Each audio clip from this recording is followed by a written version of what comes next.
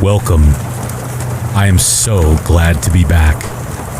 These stories are real, terrifying, and submitted by people just like you. So turn off the lights and grab your blanket and snacks. It's time for scary stories for a rainy night. Before we begin, please subscribe if you enjoy this kind of content and hit that thumbs up for me. It really does help out a lot. And of course, don't ever forget that I put minimal ads in these videos, only 3 after the first 3 stories. I hope you enjoy. Now, let's begin.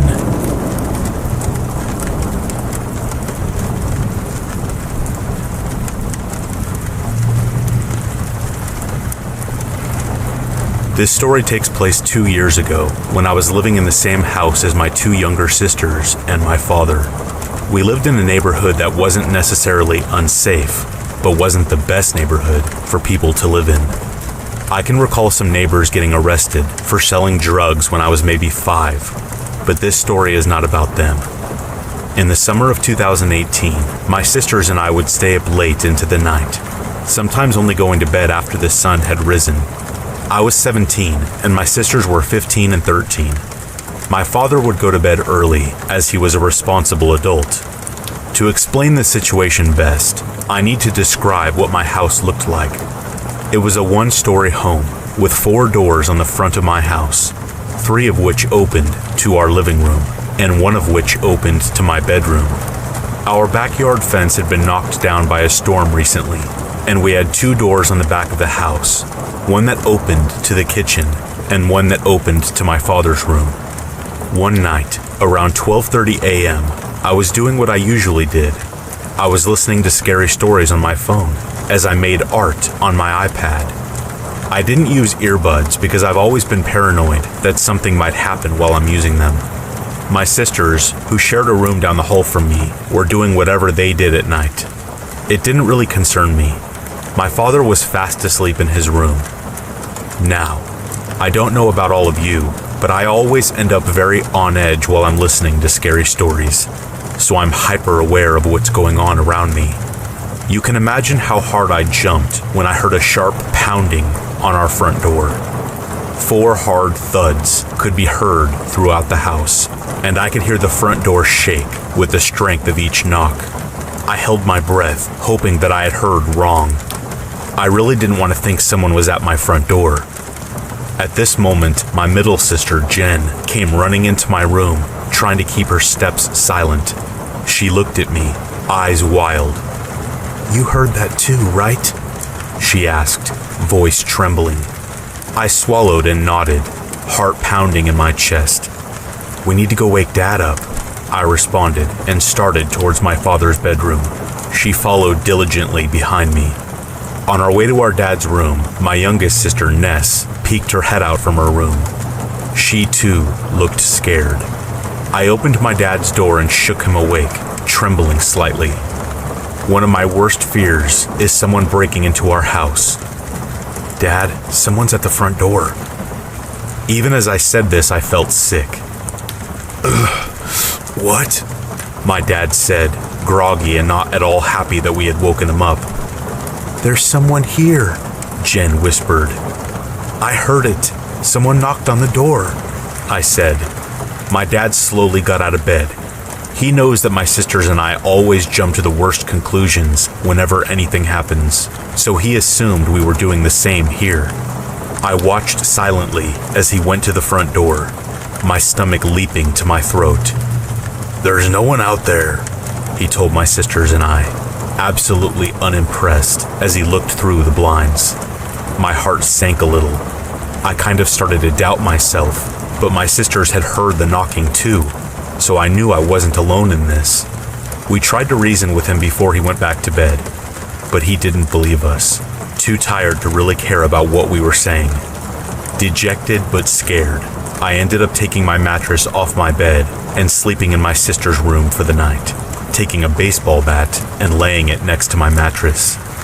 My overactive imagination had me thinking that whoever was at the door was out to hurt us, and I knew I would have to defend my younger sisters against any danger that dared to enter our house. The next day passed just fine. My sisters and I knew that we had heard something, and our dad brushed off our attempts to explain it. He thought we were sleep deprived, or perhaps that a large bug had hit our door, which was ridiculous. It wasn't until 11 p.m. that night, when my father was lounging on one of the couches in the living room, that we heard the pounding again. Only this time, it was much more aggressive, and directly on the door behind my father. My father let out a loud, "What the?"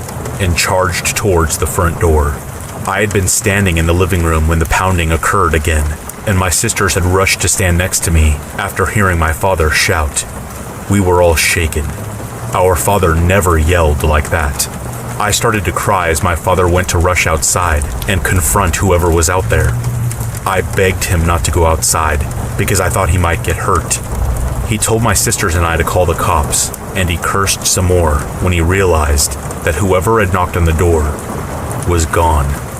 My sisters called the cops, and they arrived fairly quickly, talking with my dad about what was going on, claiming that there had been other complaints about this happening nearby, and explaining that they would try their best to find out who was doing it. The police did a search around our house, but didn't find anyone, even searching the backyard, where I was afraid the perpetrator might be. The police assured us that someone would patrol the neighborhood that night. Once the cops were gone, my dad apologized for not believing us the night before. We said it was okay and left it at that. He locked all the doors and stayed up later than my sisters and I. I couldn't calm down, so I slept in my sister's room that night as well.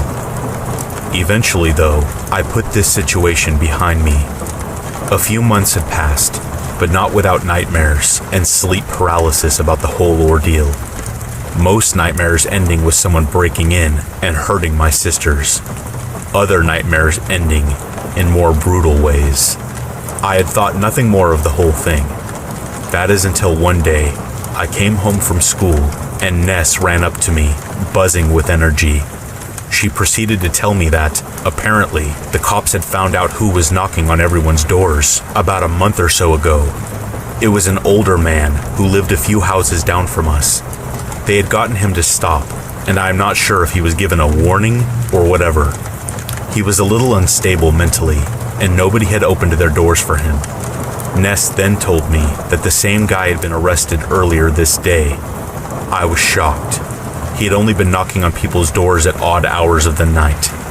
I'm happy to say that he is in jail and no longer lives in that neighborhood. I haven't done any more looking into his crime other than trying to confirm it for myself the day he was arrested. I'm also happy to say that after another recent event where someone tried to break into our house, my father installed a Ring doorbell, the doorbell with a camera, which gave my sisters and I some comfort. I really hope this man gets what he deserves, or maybe that he gets the help that he needs if he really is insane.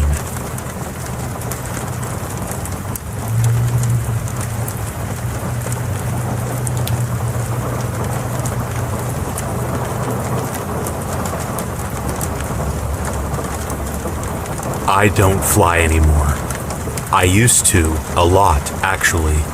It was a big part of my job to fly around the country to pitch investment prospects at meetings held for wealthy hedge fund managers. It was a cushy job. I mean, it paid far, far more than it was worth. But now I work from home, and I drive everywhere. I'm talking everywhere. I live in New York City, but my parents live down in Florida since they retired. And yep, I drive down there to see them, 3 times a year sometimes. It's pretty bad, but I'd rather drive all that way and get stomach flu from bad roadside tacos than fly. And now I'll tell you why.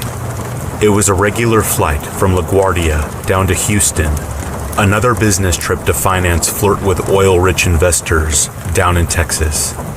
I was sat in a window seat in business class. Takeoff was pretty normal. Everything was peachy.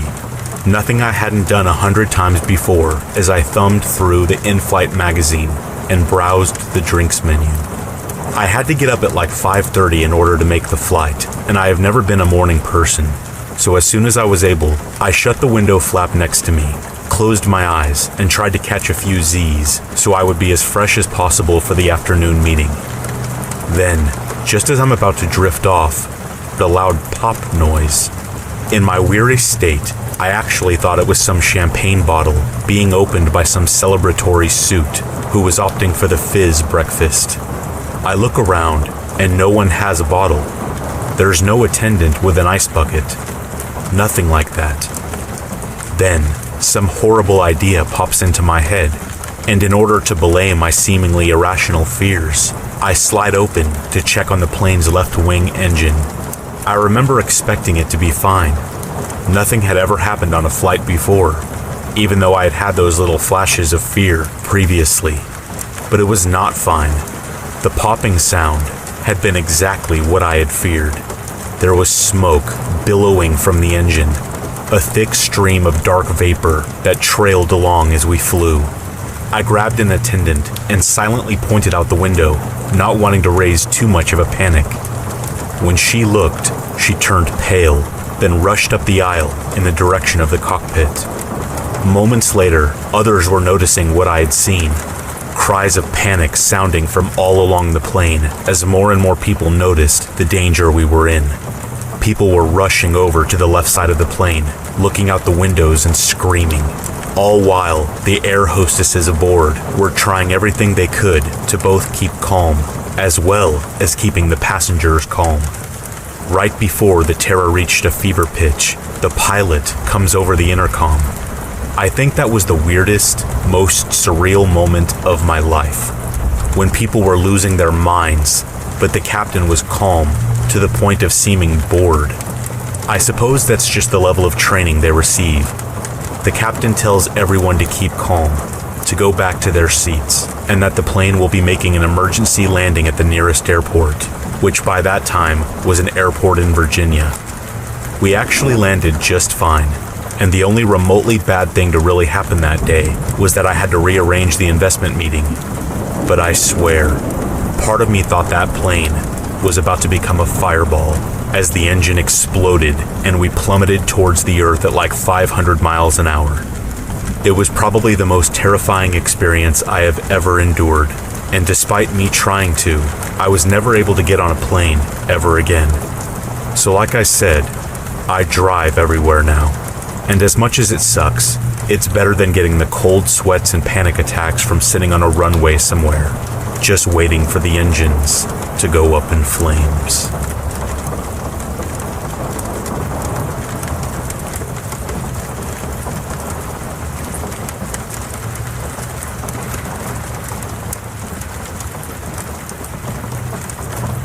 My mother's side of the family is fairly vast. She has 3 brothers and 3 sisters, all of whom are married and have several kids of their own. It goes without saying that when summer rolled around and it was time for the annual family vacation, there would be endless hours of fun and entertainment. My grandparents were fairly wealthy individuals, and with a share of their fortune each year, they would rent out a lake house, cabin, or beachside mansion for our family to resort at in its entirety. For the year in question, my grandparents decided to rent out a large 4-story lakeside home. It was complete with a dock, game room, movie theater, vast kitchen, and even a tube slide system that went from floor to floor. What was supposed to be a blissful escape would soon become home to one of my worst memories to date. Before we delve any deeper into the story, I would like to do a quick explanation of the layout of the home, because it's pertinent to the understanding of the rest of the story. The house was built upon a very steep slope that led down to a lake. The house was literally built horizontally off of the side of the hill. So on the part of the home that wasn't connected to the hill, there were long stilts that connected to the base of the home to the bottom of the hill. For additional support of the home, brick was added in between the stilts, creating a vast canaveral-like room underneath the home, only accessible by a cellar door at the bottom floor of the house. This pit, or room, had no insulation. dirt floors, which in reality was just the bottom of the hill, and filled with spiders and other small rodents and such. It was highly recommended by the homeowners who we were renting the property from that we do not venture down into this area, because it would be a 10 or so foot drop to the floor and no ladder for assistance returning to the bottom floor of the home. So anyone that found themselves in this place would practically be imprisoned in a tall, dark cement hole. Alright, back to the story.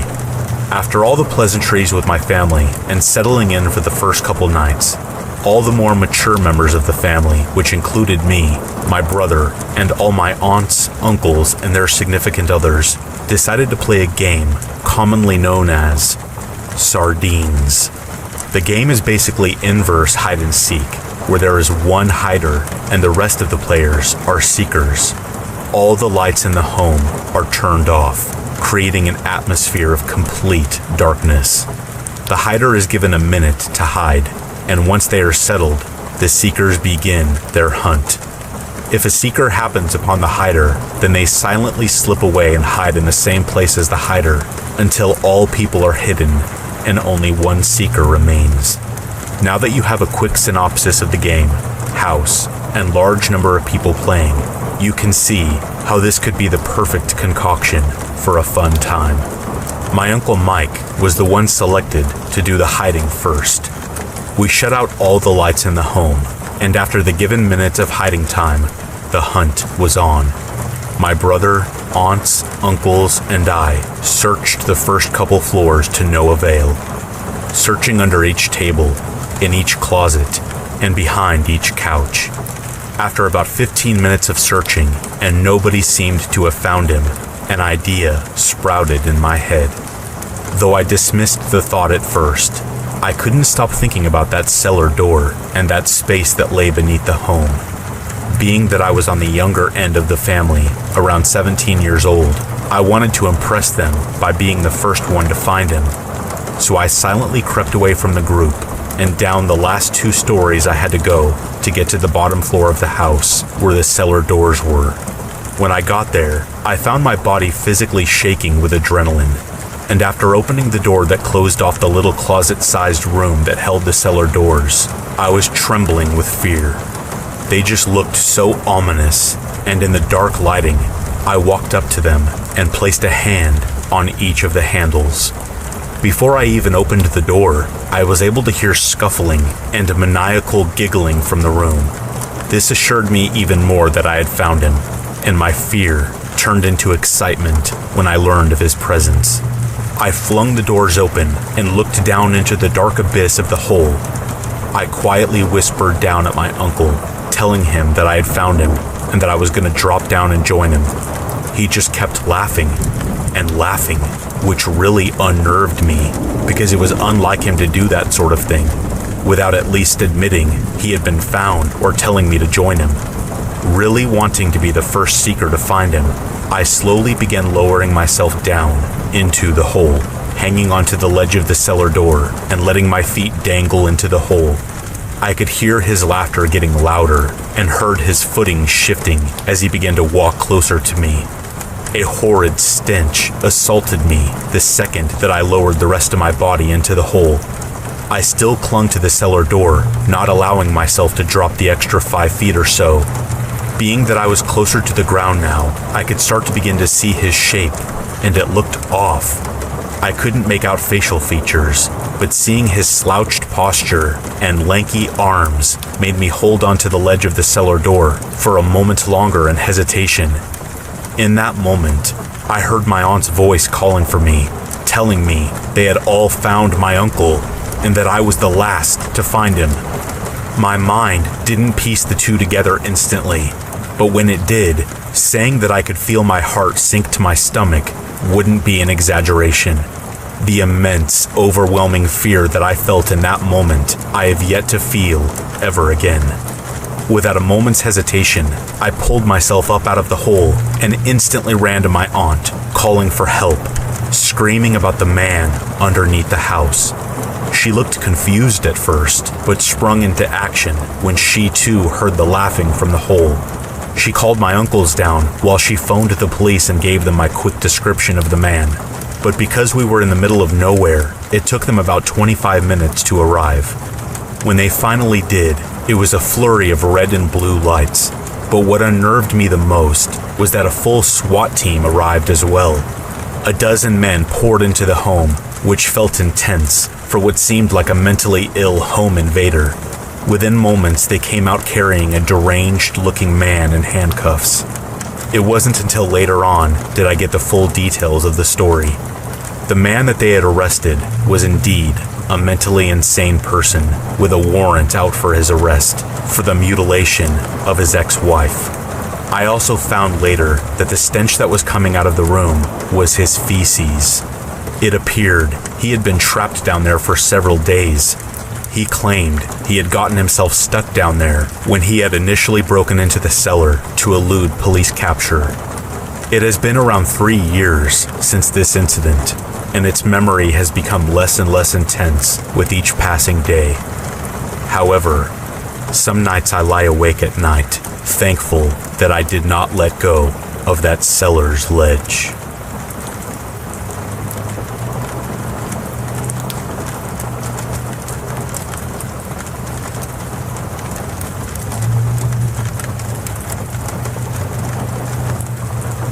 I have heard countless stories about other people's experiences with sleep paralysis, and I thought I would share my scariest ones. A lot of people have heard of the shadow people. I have had an unknown black force pin me down in bed, suffocating me. However, the other 2 instances I have had are more bizarre, and I still think about them quite often. About 4 years ago, I was 24. I still lived with my mom since I was in my 2nd year of nursing school, and it was just easier to live at home while going to school. Going to bed one night, all seemed well until I woke up for no reason. I couldn't move or talk. I heard almost static mumbling sounds on my left. Completely terrified, I listened as I tried desperately to move. Slowly, the static starts to get clearer, and I hear young voices. Children's voices. They began chanting, "You're going to die," and giggling after each chant. It was like they were singing a nursery rhyme. They chanted the same thing over and over again. My heart was pounding out of my chest. Logically in my head, I was telling myself this wasn't real. For all those that aren't religious, this may not seem like it makes sense, but I decided to pray in my head to make it stop. It was like I was screaming in my head because I couldn't physically speak. It felt like an eternity before it went away and I was able to move again.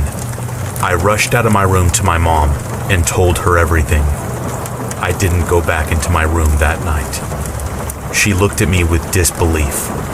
I don't know if she truly believed me or understands sleep paralysis. Regardless, it's something I will never forget. My second story was around the same year. When sleep paralysis becomes a recurring theme every night, or every other night, I just started to sleep with the lights on. For added comfort, my cats would sleep on my bed and cuddle with me until I fell asleep. For a while, no instances of sleep paralysis occurred, so I just assumed this is what I needed to do each night. Like usual, I went to bed with the lights on, and one of my cats, Salem, curled up in my arm while I slept. I woke up with a feeling of all too familiar dread. I couldn't believe what was happening. I felt like I was being watched. To my horror, I can't make this up if I wanted to, disturbingly saw a white figure on the right side of my bed, standing very close to me. My heart felt like it dropped into my stomach. I see piercing, bright blue eyes staring at me. I glanced down at my cat, seemingly unaware of the figure and sleeping soundly. This eased me up a bit. Seeing this made me remind myself that this wasn't real. After a few moments, the figure disappeared. Even with the lights on, I did not feel safe. I don't experience sleep paralysis as much as I used to, thankfully. but those are two instances I will never forget. And if you suffer from sleep paralysis, you know exactly what I went through and how horrible it truly is.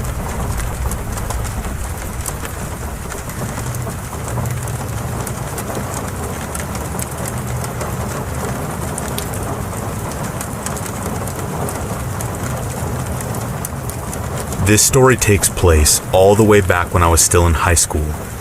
In order to earn money to fund my video game addiction, I regularly tutored this 11-year-old girl. We actually got along so well that the parents ended up asking me to babysit her and her little brother a couple times.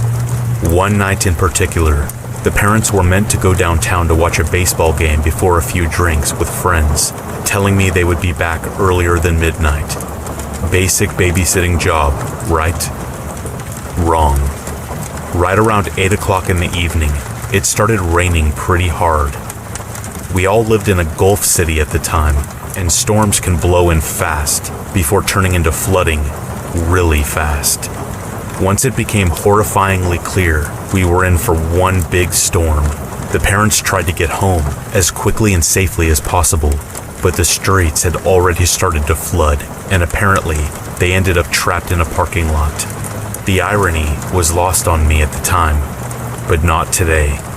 The kids' parents called and we agreed I would spend the night in their guest bedroom while they booked themselves into a motel.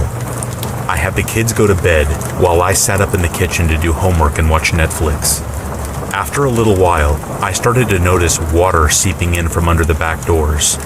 They had a large house with like 3 double doors to the back, so it was very large, with lots of square feet. I got every towel in the house and started wiping up the water and using the towels to block the door. After this had mostly been cleaned up, I went back to the kitchen table to watch more Netflix. Not much else I could do, right? But it couldn't have been any more than like 15 minutes later when the power cuts out and all the lights shut off. This freaked me out a bit, but I tried to stay as calm as I could. That's when the burglar alarm went off in the other room. I pretty much crapped my pants. I was in a pitch black house with 2 young kids surrounded by flooded roads that no one could drive on. After a minute or so of almost blind panic, I realized, to my horror, I was the closest thing in the house to an adult. There was no one looking after me. In fact, I was directly responsible for those kids. So I grabbed the biggest, sharpest kitchen knife I could find, then went to go check all the doors. They were all still closed, and no one was in the house. So I called the parents. It turns out the alarm went off when the power cut out, and I just needed to shut it off with a code upstairs. This happened about 3 more times over the next few hours. After the power came back on, I thought things had chilled out, but then we got a tornado warning. I went and got the kids from upstairs, and we all hung out in this study for about an hour until the warning passed. At this point, it was 2 a.m., and I passed out in the guest bedroom. The parents woke me up when they got home at around 7 a.m., and I drove home past giant fallen branches and stalled, abandoned cars. It was surreal, but thankfully, everyone was safe and well in the end.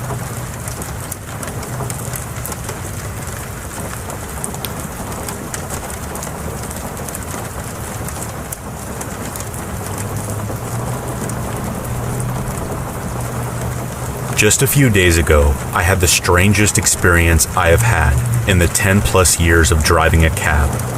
I picked up this well-dressed and good-looking middle-aged man. However, when he opened his mouth, he said the strangest things. What started out as an entertaining discussion ended up as an all-consuming fear. I'm going to explain everything. Saturday night, I was working the graveyard shift. Most of my fares come from bars. I had just dropped off a pair of drunk women. It was around 3 a.m. when I noticed a well-dressed, tall man waving me down. The neighborhood combined with his fancy suit spoke possible big tipper to me. Once he got in and closed the door, he removed his hat, a fine-looking straw fedora. His clothing and movie star good looks were out of place. I feared at first that I'd picked up a time traveler. I did the usual and asked him where he was headed. I don't know, really. I'm in town on business and I was looking for someone to show me around. His answer made me chuckle. It seemed awful late for a sightseeing trip. As long as you're paying, mister, I'll drive you anywhere. And that was how it all started. For the next 2 hours or so, I showed him around town. The university, the Capitol building, the usual touristy stuff. At some point during our little tour, I remembered why he said he was in town.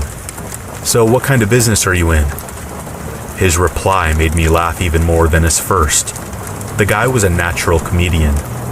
I'm what some people would call a contract killer. We had been having such a good time so far, I decided to go ahead with the ruse. Okay, mister, I'll play along. Tell me how it works. How does one go about hiring a contract killer? Well, a woman contacts me. How they do so, I'll keep to myself. If their references check out, we move on to business. She gives me the names and any other info I ask for. If I decide to take the job, we move on to money. If we agree on a number, then I go to work. With all that anonymity, I asked him how he made sure that he would get paid after he offed someone.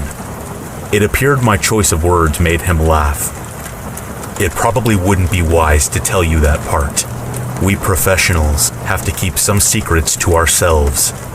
Okay, fair enough. Well then, how does a client know you've completed the job? I regretted asking the question even before I finished asking it. Even though it was a stupid question, he still entertained me with an answer, albeit with a tinge of sarcasm in his voice. We live in a time with a 24-hour news cycle and multiple social media outlets. Don't you think if your dad died suddenly, that someone's not going to contact your mother first? If you don't discover it on your own, someone is going to tell you. Once I'm paid, my relationship with the customer ends. She's ultimately on her own after that. The last part of his answer brought up another question in my mind. If something goes wrong, per se, and she gets arrested or implicates herself, what do you do? He thought for a moment before answering. I imagine he was considering how much he should say to a stranger driving his taxi. Some contingencies have been put in place to protect myself. First off, if I have done my job right, the client shouldn't have any information about me to give to the cops. And if, on the off chance, I screw up so badly that she can, I have multiple exit strategies. I certainly won't let the police get their hands on me. None of us get to live forever. There were a few times I had to remind myself that this was a game. He made it fun, nonetheless. His imagination and forethought wowed me. We had been playing this game for hours before I had thought to ask him how he got started in his business. I joined the army fresh out of high school. It seemed my work caught the attention of my superiors. They referred me to a couple of gentlemen in the government, and I worked for them for 10 years before I made the decision to go into business for myself. I gotta tell you, mister, you're really good at this stuff. You really should be a storyteller, if that's not what you're really doing for a living. I'm seriously impressed. And I wasn't blowing smoke. This was the most fun I had had driving a cab in my entire life. I was used to dealing with drunks and arrogant businessmen. This was a blast. Thank you, young man. I appreciate everything you have shown me tonight. I could tell by the way he was talking the night was coming to an end. It was just as well. The sun would be up soon, and I was beginning to flag myself. I took the opportunity to ask one more question, one I should have asked far earlier. He had said earlier in the night that he was in town on business. Did that mean he was here to take care of someone? A sly grin grew across his face as he thought on his answer. As a matter of fact, I was. However, I received a message at the last minute to cancel the hit. I get to keep the half she had already given me, so I didn't mind. That's business. It happens on occasion. That's a woman's prerogative after all, isn't it? To change their minds.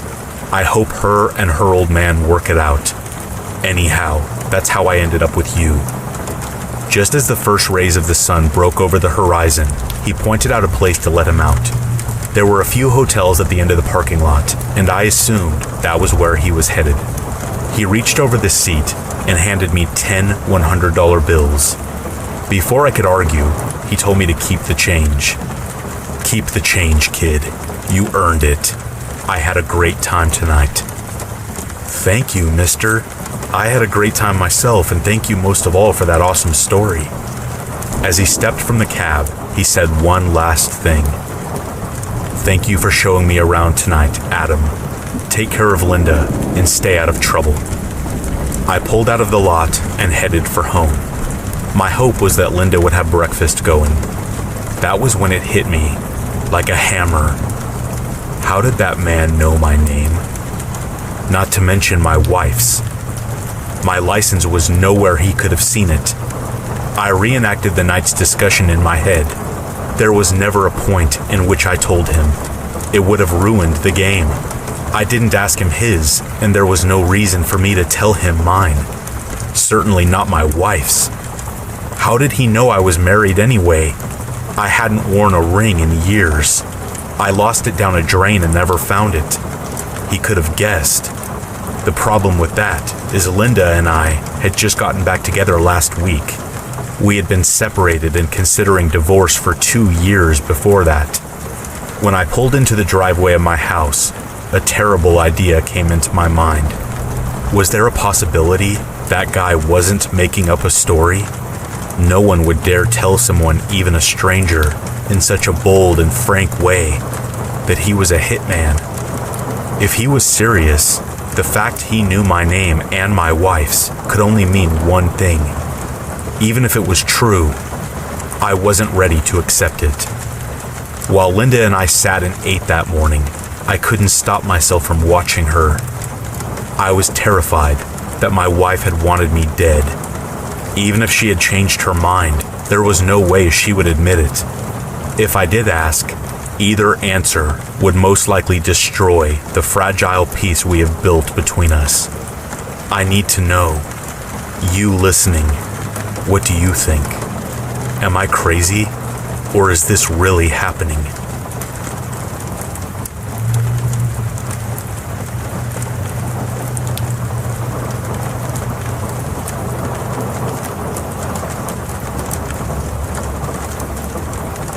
So, this story is a bit unsettling and weird.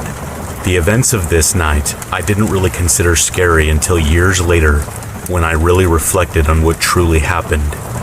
I am 30 years old now, but was only 15 during the events of this story. The evening started fairly normal. A bunch of my friends and I just hanging out, thinking we were cool because we were at the state fair without any adults. It was a group of about 10 of us, if I remember correctly. We decided to post up towards the back of the fairgrounds where all the rides were. We were just talking, telling jokes, and trying to impress the girls that would occasionally walk by. During our time hanging out in the back, we were approached by a very strange-looking person. He was an average height, a little thick in the belly, bald, but was sporting some hair on the sides. He approached us with great confidence and said in a stern voice, "You guys waiting for the ship as well?" Thinking this was more comical than scary, we kind of just laughed and responded with, the ship? What are you talking about? The man smiled and flashed his chipped teeth and again, in his confident voice, said, "Yeah, the ship from space. Are you guys here to board as well?" Well, being kids, we just thought this was a joke. We laughed hysterically and just thought this guy had a lot to drink or something along those lines. After we had finished basically laughing in the guy's face, I finally responded to him saying, "Where's the ship going?" He responded confidently, "The Andromeda Galaxy, of course." That was the last straw for us. We were just about hunched over in pain. We were laughing so hard. Well, the man finally realized we were laughing at him and changed his tune real quick. The confident voice suddenly became faint, and the man said, "Go ahead and laugh at me. When they come, you will see." We responded by basically saying whatever and stepped away from this crazy guy. At this point, he started to follow us and was now irate, chasing us, and was yelling about the aliens. Finally, after a few minutes of this and lots of stares from the people at the fair, I turned around and said in my blunt 15-year-old voice, "Dude, leave us alone. We don't want any part of your ship or aliens." Still treating this as a joke, but more annoyed and creeped out than anything else, we just kept walking. The man finally yelled, "Stop." We all turned and looked at the creepy UFO man, and he said almost in tears now, "I've seen you in my dreams. You've been on the ship with me. They chose us." Officially creeped out, I pushed the guy away. He surprisingly went backwards quickly, like he weighed nothing. After that, he just started laughing. With all the commotion, we noticed many fairgoers forming a circle around us to make sure there wasn't an issue escalating. The crazy man started pacing around the circle of people that formed and started to ask everyone in almost a desperate voice now, "Are any of you going up? They will be here soon. We need to get ready." This poor guy was met with tons of laughter. I started to feel bad for him. It seemed like this person was really suffering from some sort of crazed delusion. While the man was interrogating the other fairgoers, we used the opportunity to make our way to the main entrance. Honestly, we were just done with the guy and done with the night. It was starting to get concerning, and we really didn't want any trouble or to have something happen that would need our parents to get involved. Once we got to the main entrance, we took a shuttle back to the parking lot, where my mom was picking me up, along with 3 of my friends. We got to the lot, and she was not there yet, so we just waited by the entrance to the lot until my mom got there. Right on cue, directly across from the lot, which is essentially a heavily wooded area, we saw the same guy just standing there, staring at us. We did not say or do anything to provoke him this time. We just watched and waited anxiously for my mom. As we stood there, we noticed that the man just kept pointing up to the sky. He didn't look like he was saying anything, but we wouldn't have been able to hear him if he was anyway, because he was probably at least 100 yards away. In the distance, we finally saw my mom driving up in our green Windstar van. As we approached the doors of the van, we noticed the man was now somewhat rapidly approaching us. Not running, but walking briskly, I would say. We started to move fast, not really knowing if this guy was dangerous or not. And as I got into the passenger side, the man waved from the side of the road, and I just barely heard him say, "I'll see you up there," as he smiled awkwardly at the van. It was not until years later when I was telling this story that I realized just how disturbing it really was. We had no idea if this guy could have caused us harm, if he was insane, or if by some crazy chance there was some truth to his delusion. I often used to wonder what happened to that guy. I never saw him again. I still attend the fair every year, and honestly, I always go back to that spot at the back of the grounds to see if the strange man would ever come back. Either way, it was a very strange and interesting story I really wanted to share. Just makes you wonder what goes on in other people's minds and what their true intentions are.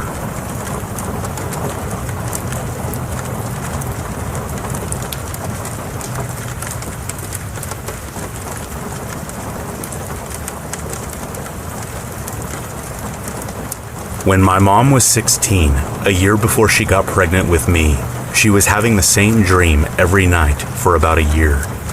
In this dream, she and a boy around her age would be surrounded by a group of men in a cemetery. My mom had no idea who the boy was, but every night, a man from the group would stand in front of them and ask, "Would you die for him?" My mom would answer no, being that she had no idea who the guy was. The man would ask the boy, "Would you die for her?" The boy would reply no as well.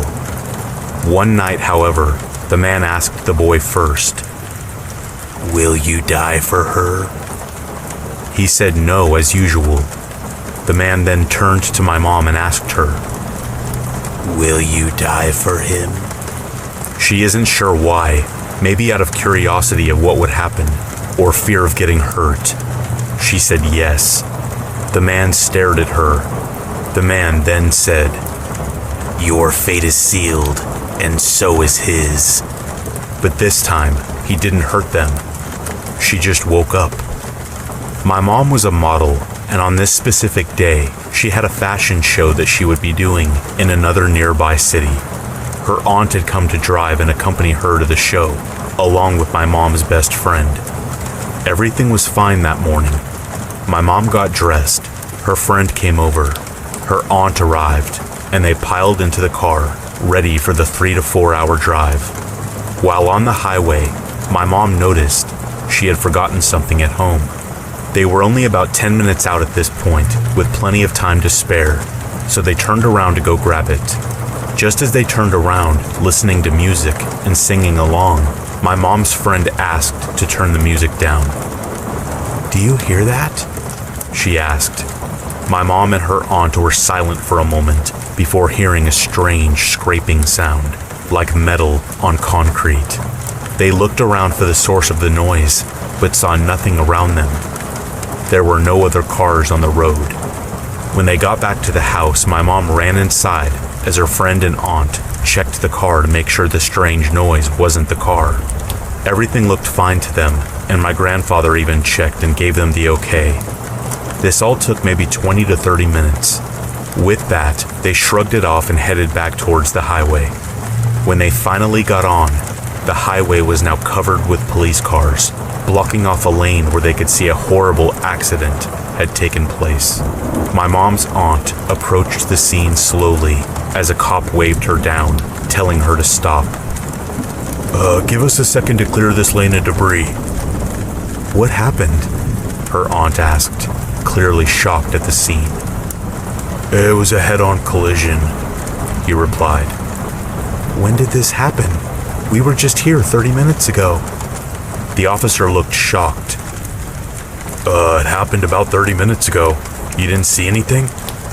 They explained that they had heard a strange noise that sounded like metal scraping against concrete, before exchanging worried looks as her aunt asked, "Is everyone okay?"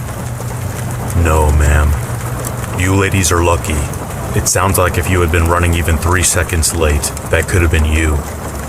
With that, the officer waved them through and told them to have a nice day. But as they passed the wreckage, my mom looked out the window to see them removing a body from the car. Her heart sank when she realized it was the boy from her dream. She never had that dream again.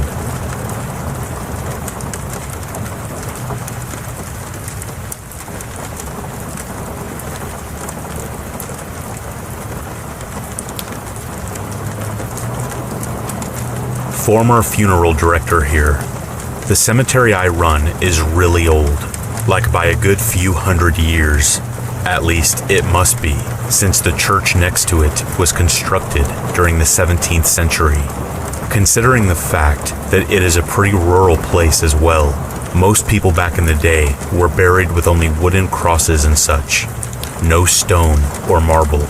So as time goes on, crosses rot and wither away. New people get buried, etc. Nowadays, due to less people living out here in the sticks, the cemetery is really run down and overgrown.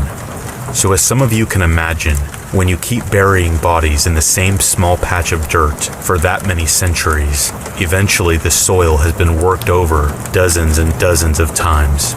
So in the end, it consists mainly of bone meal. You can't even rake over the flower beds there without accidentally uncovering some teeth or finger bones or something equally grim.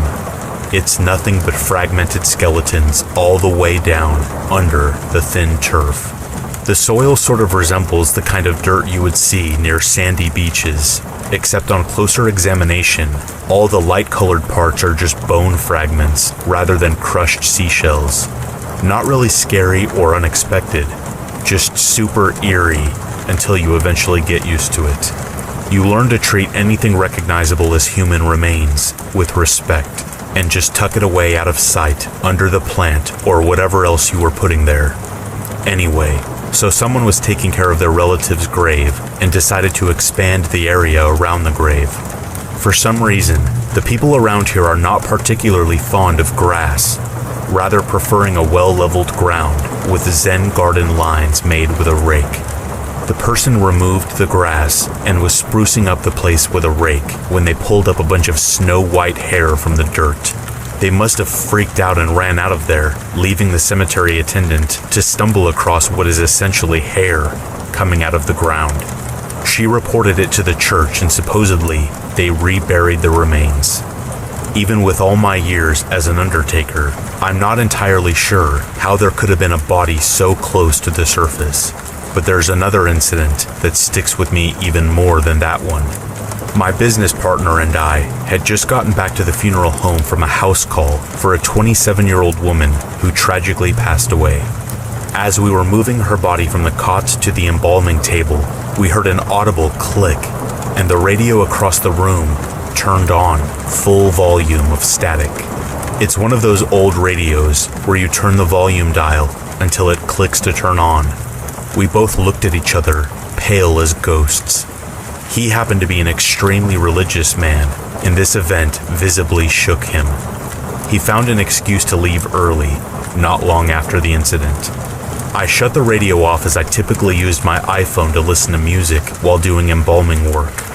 When I had finished the procedure and was attempting to move her from the embalming table to a dressing table, I heard that click from that old radio, and it turned on full volume, yet again.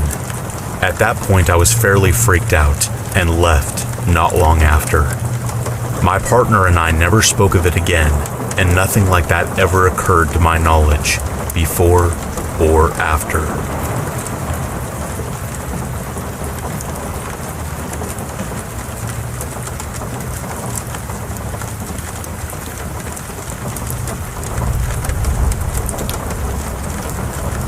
I work at a non-profit home that works with people experiencing mental health or substance use barriers.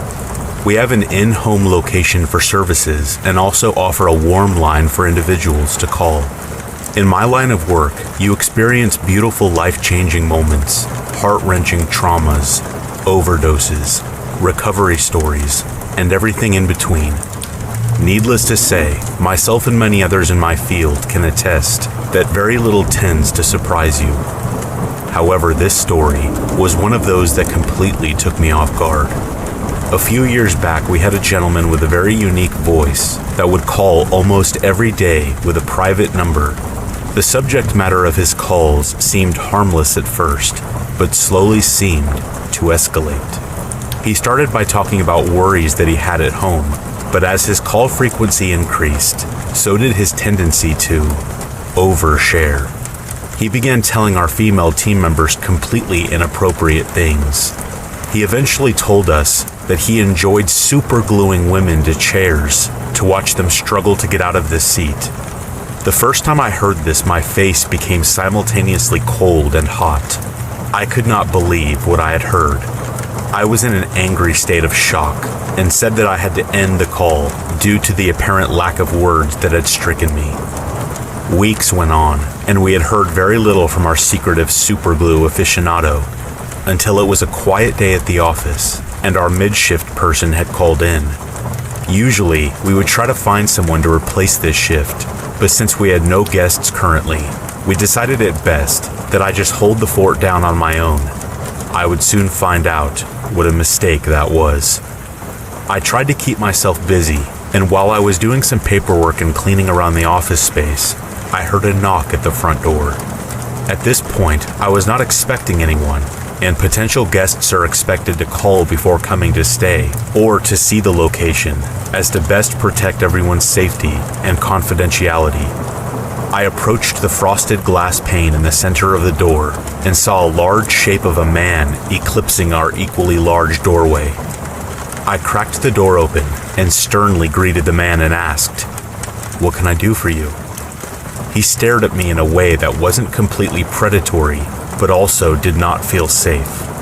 He remained silent for a few seconds before a very eerily familiar voice said, "I need to talk." He pushed the door fully open and let himself in as I stared in a state of disbelief. He continued on from his earlier statement and chuckled out, "So let's talk." As calmly as I could, I offered him a seat at the table in the dining room area and sat across from him. His eyes stayed locked on mine, and if I was not almost completely positive that this was our mystery caller, what he said next fully confirmed it. While remaining his cold eye contact, he said in a seemingly amused way, "I have this problem. I don't know if it's a problem really, but I can't stop doing it and I don't really know what to do. You see, I like to glue women to chairs. I like knowing that I'm causing them discomfort and that they are stuck because of me. I like watching them struggle, and it makes me feel better than anything else I've ever done. The feeling is completely euphoric." It was taking everything in me to not cry on the spot.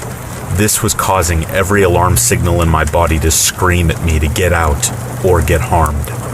I slowly slid my hand towards the work phone while looking at every possible exit and finding a flaw in every potential escape route and hoping that he would not notice. As my pinky edged the case of the phone, I saw his dark eyes flick over to where my hand was. "Am I making you uncomfortable?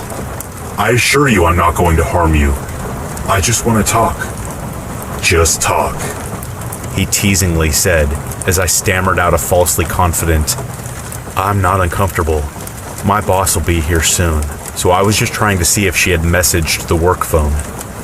He continued staring ice-cold daggers into my eyes that caused me to sit up straighter in an attempt to mask the involuntary shiver that had taken over my body. "Is that so? Well, I wouldn't want to keep you occupied any longer." As he stood up, my heart began to pound impossibly more. I had no idea if he was going to harm me, leave, or both. He began walking towards me, and as he towered over me, my heart was practically fully in my throat. At that point, he extended a hand out and said, "Thanks for the chat." I quietly grabbed the tips of his fingers and choked out a, "You're welcome." He smirked at me as he began walking to the door. As soon as he shut the door behind him, I locked the deadbolt and called my director. After the incident, I installed a panic button app on the phone and put chain locks on each entrance to allow us to open the door when needing, but to hopefully help us avoid people pushing the door fully open and finding ourselves uncomfortable and in potentially dangerous situations in the future. A week went by, and I was at the office with a fairly new mid-shift team member, and she received a call from a private number. I watched as her face dropped after answering the call. I took the phone from her and introduced myself. I heard that same nauseatingly familiar voice say, "Hello, I just want to talk. I can't stop asking women their bra sizes in public." I was done. I barked out, "Sir, this is not that kind of warm line. The Addict Anonymous meetings are every Thursday, and I can give you their number, but the reason that we are here is because we have our own lived experience and traumas that do not need to be reactivated. Thank you for calling and have a good day." Months went by without seeing or hearing that voice, until I was waiting for some takeout in the waiting area of a restaurant, and once again heard that spine-chilling voice enter my ears. I looked up and met those same dark eyes that caused me and my team so much panic and distress just months prior. They were there in front of me yet again. He looked panicked and taken by surprise in contrast to his amused and cocky persona that he portrayed before. He swept up the food in a hurried rush and found his way to his vehicle and tried to speed off, but not before I managed to photograph his vehicle make and model. So if he ever decided to make an impromptu visit again or drive by, we would have the information. I love my job, and I cannot stress enough that the taboo around mental health needs to be lessened. It's very unfortunate that someone was not even properly utilizing our services, and they had made such a lasting impression of myself and my other team members. I still become incredibly anxious every time I hear the doorbell ring or a knock at the door when I am alone at work. Be kind to those that are unwell and need compassion, but always be mindful of your own well-being and listen to your gut feelings, because some people with or without diagnosis or labels can be dangerous. Be safe out there.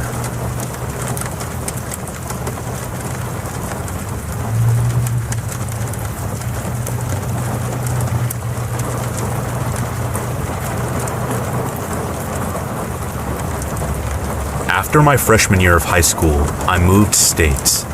With my parents being split up, I moved with my mom, so once a month I would fly down to where I used to live and visit my dad.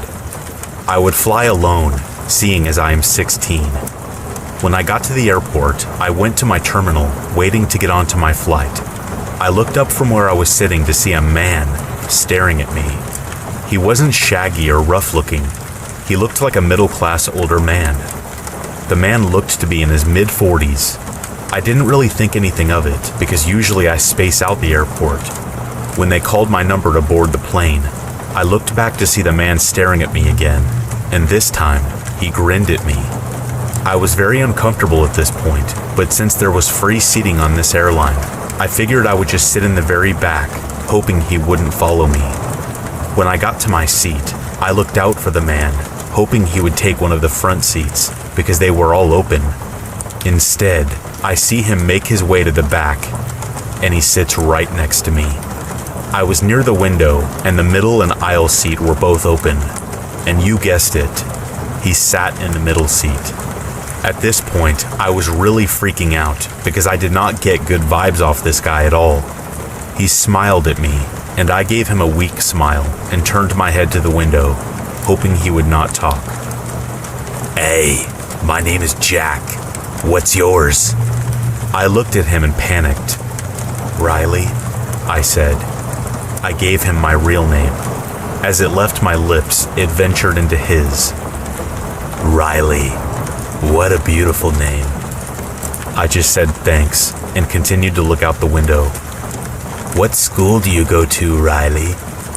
The way that he said my name made me scream on the inside. I wanted him far away from me. I said back, "I don't see how that's important." He looked at me and put his hands up and apologized, chuckling. He then started talking to me about his job. He was a college football ref and asked me if I was a cheerleader, which I was wearing my cheerleading jacket, so I assumed he already knew. I just nodded, not wanting to engage in conversation anymore. Thankfully, this man came and sat in the aisle seat, and Jack stopped talking to me, however, constantly staring at me. I faced my head opposite to his and put my head down, pretending to be asleep. I did eventually fall asleep, and I was awakened to the plane landing. Relief spread throughout my entire body. "You're such a cute sleeper. I wish you would have never woken up," he says with the most sinister grin. My eyes widened and my blood ran cold. I didn't say anything and just unbuckled my seat, giving him the impression I was trying to get off. When the aisle started to disperse out of the plane, he walked off and paused, looking back at me. I let 4 people pass me before stepping onto the aisle, and I saw rage in his eyes. He continued walking down the aisle with his head down. When I got to the front of the plane, I went to say thank you to the flight attendants and pilot like I always do. However, the flight attendant pulled me aside. She said, "Hey, do you know that man that was sitting next to you?" I shook my head no. Her face went white. "When you fell asleep, he was taking pictures of you and telling us how cute his daughter was when she was sleeping. I was very puzzled because your body language was off." I asked her to walk me down to baggage claim, and she agreed, since she had time to kill. When we walked out of the plane and into the airport, Jack was standing there, waiting for me. She told me to keep walking, and I did. I ran into my dad's arms when I finally saw him. The man saw this and went the opposite direction. I don't know what his intentions were, but I am glad I never found out. I also realized that my school's initials were on my jacket, which makes me very nervous.